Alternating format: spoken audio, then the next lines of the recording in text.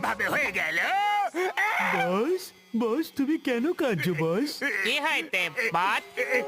আমার ভাই জনিকে সিআইডি ধরে নিয়েছে। ও যে মাল লুট করেছিল সেটা ওরা নিয়ে নিয়েছে। আমার ভাই আর ওর মালকে ছাড়াবে কোনজন?